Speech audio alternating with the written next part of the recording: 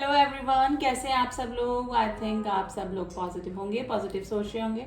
तो देखते हैं कि नो कांटेक्ट में आपके पार्टनर की फीलिंग अभी क्या चल रही है। कि अगर आपके पार्टनर के साथ में अभी नो कांटेक्ट की सिचुएशन चल रही है आपकी, तो अभी उनकी फीलिंग क्या है, अभी किस सिचुएशन में है वो। ठीक है, तो रीडिंग जनरल है गाइस, उसको उसी तरह से लीजिएगा।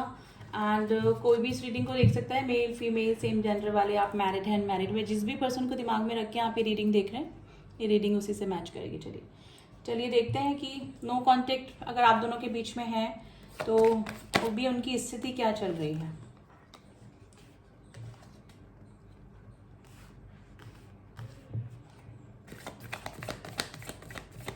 टू कार्ड्स आए हैं हमारे पास। लेट्स सी और क्या एनर्जीज निकल कर आती हैं।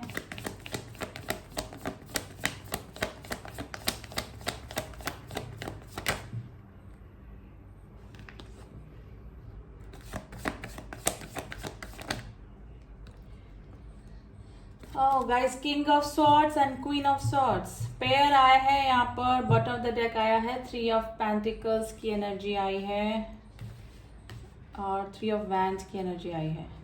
गाइस, मुझे लग रहा है कि अभी आप दोनों ही अपनी अपनी तलवारें लेकर बैठे हुए हैं। आप दोनों के बीच में कुछ ना कुछ इस तरह से प्रॉब्लम चल रही है। कुछ क्लियर आप दोनों के बीच में होना जरूरी है, जिसकी वजह से कुछ प्रॉब्लम चल रही है। यानी कि नो कॉन्टेक्ट की सिचुएशन में दोनों ही अपना गुस्सा लेकर बैठे हैं। एंगर इशू दोनों को बराबर हैं, दोनों ही बहुत गुस्से वाले मुझे लग रहे हैं, अपना अपना एटीट्यूड लेकर बैठे हुए हैं। ठीक है, मेरे जो व्यूअर्स हैं वो उनकी भी एनर्जी निकल के आई है और आपके पार्टनर की भी एनर्जी निकल के आई है गाइस। ठीक है, तो ये सिचुएशन मुझे लग रही है आपके जो पार्टनर हैं वो जहां पर भी हैं अपना कर्मा फेस कर रहे हैं। जजमेंट का कार्ड है गाइस, आपकी तरफ कोई मैसेज करने का सोच रहे हैं, लेकिन इनको कुछ क्लियर करना। एस ऑफ स्वॉर्ड्स की एनर्जी आई है, इनको कुछ क्लियर करना है। अभी इनके माइंड में क्लियरिटी आ गई, लेकिन मुझे लग रहा है कि जो मेरे व्यूअर्स हैं वो अपना मुंह फेर के बैठे हुए हैं, यानी कि थोड़ा सा इस पर्सन को इग्नोर ही कर रहे हैं, क्योंकि काफी गुस्से में आप मुझे लग रहे हैं गाइस। मुझे लग रहा है कि इस पर्सन ने या तो आपको थर्ड पार्टी इशू में डाला है या फिर कुछ और रीजन की वजह से आप दोनों के बीच में कॉन्फ्लिक्ट चल रहे हैं। गाइस, ये पर्सन जहां पर भी है वहां से निकलने की सोच रहे हैं, यानी कि इन्होंने पूरा डिसाइड कर लिया है कि इनको क्या करना है।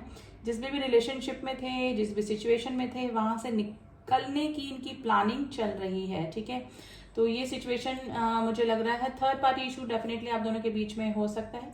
आपसे मिलना चाहते हैं ये पर्सन, नो कॉन्टेक्ट की सिचुएशन में है, लेकिन काफी गुस्से में भी है। काफी सारी चीजें इस पर्सन को भी आपसे क्लियर करनी है गाइस। तो ठीक है, जब भी आप मिलेंगे तो मे भी हो सकता है कि आप दोनों के बीच में वापस से कॉन्फ्लिक्ट हो सकते हैं। तो बी काम, स्टे काम, आप शांत रहकर ही इस सिचुएशन को सुलझाने की कोशिश कीजिएगा। ठीक है, तो और देख लेते हैं कि क्या क्लियर करना है इस पर्सन को। एस ऑफ स्वॉर्ड्स की energy, ace of pentacles and the judgment. देखिए वापस से जजमेंट का कार्ड आया है गाइस। मुझे लग रहा है कि इस पर्सन को मे बी कुछ इस तरह से फेस करने पड़ रहे हैं अपने कर्मा। तो इनको लग रहा है कि इन्होंने आपके साथ में चीटिंग करी या फिर कुछ भी प्रॉब्लम आप दोनों के बीच में, उसकी वजह से आप दोनों के बीच में ये सिचुएशन आई है। ठीक है, मतलब इनको कुछ जो फेस करना पड़ रहा है अपनी लाइफ में, वो आपको हर्ट करने की वजह से ही फेस करना पड़ रहा है। तो ये सिचुएशन में आपके पार्टनर है। एस ऑफ पेंटिकल्स की एनर्जी गाइज, आपकी तरफ कोई ना कोई ऑफर इस पर्सन का आ सकता है।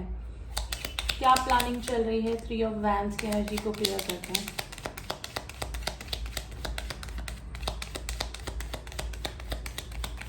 देखिए जजमेंट जो होता है वो कर्मा का कार्ड होता है, तो मे बी हो सकता है कि कुछ कार्मिक कनेक्शन में ये फंसे हुए हैं और अपना कर्मा फेस कर रहे हैं जहां पर भी हैं।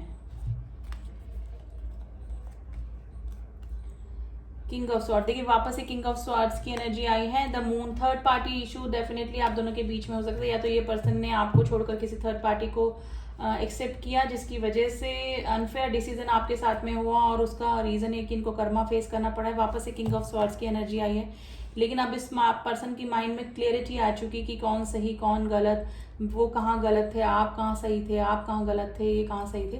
तो अब सारी चीजें, सारी पिक्चर इस पर्सन के सामने क्लियर हो चुकी है।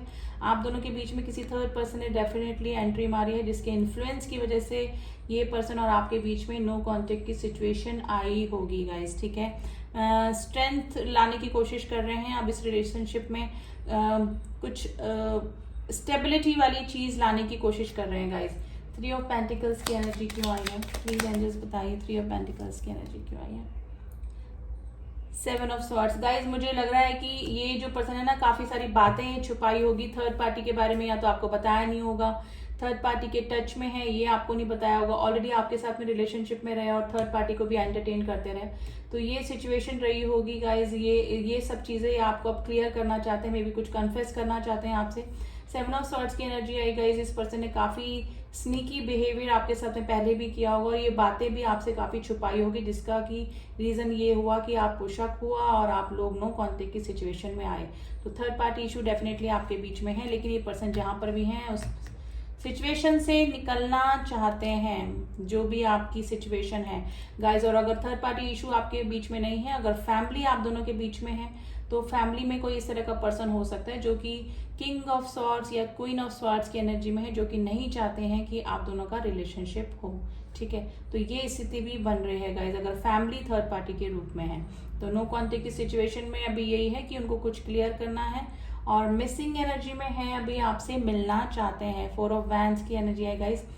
कम बैक कर सकते हैं आपके पार्टनर आपकी लाइफ में वापस, ये भी कम बैक का कार्ड होता है, ये भी। तो आपका यूनियन हो सकता है इस पर्सन के साथ में। ठीक है, अब थोड़ा सा एंजल्स की एडवाइस देख लेते हैं आपकी प्रेजेंट सिचुएशन के लिए। एंजल्स आपको क्या कह रहे हैं? नो कॉन्टेक्ट की सिचुएशन अगर आपकी चल रही है और आपके पार्टनर आते हैं आपकी तरफ कुछ क्लियर करने के लिए, तो आपको क्या करना चाहिए?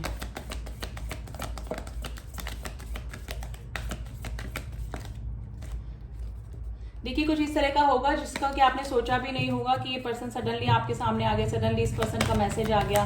तो ये स्थिति हो सकती है गाइस, आपको लग रहा होगा कि अब कुछ भी सिचुएशन सॉल्व नहीं हो सकती, लेकिन ऐसा नहीं है। जो आप इम्पॉसिबल सोच के बैठे हैं वो ही आपकी लाइफ में हो सकता है गाइस। वेट कीजिए एंड डोंट स्टॉप। देखिए, आप अभी जो भी सिचुएशन चल रही है उसमें स्टेबल रहिए, वहीं पर रहिए। आपको कुछ भी इस पर्सन की तरफ अपना कुछ भी एक्शन लेने की जरूरत नहीं है। आप जो भी अपना काम कर रहे हैं करियर से रिलेटेड या किसी और चीज से रिलेटेड, वो करते रहिए, आपको रुकने की जरूरत नहीं है। ठीक है, वेट कीजिए, आने वाले टाइम में आपके सामने कुछ स्थितियां खुद सामने आ जाएंगे। आपके जो भी क्वेश्चंस के आंसर्स हैं वो आपको मिल जाएंगे। ठीक है, तो आप जो सोच रहे थे कि ऐसा नहीं हो सकता, आप कुछ भी पॉसिबल नहीं है, तो ऐसा नहीं है। ऐसा ही कुछ होगा जो कि आपने सोचा नहीं होगा, लेकिन आपको कुछ अपनी तरफ से एक्शन नहीं करने हैं। आपको अपने करियर पर ध्यान देना है, आप जो भी कर रहे हैं उसमें इंडल्ज रहिए, बिजी रहिए।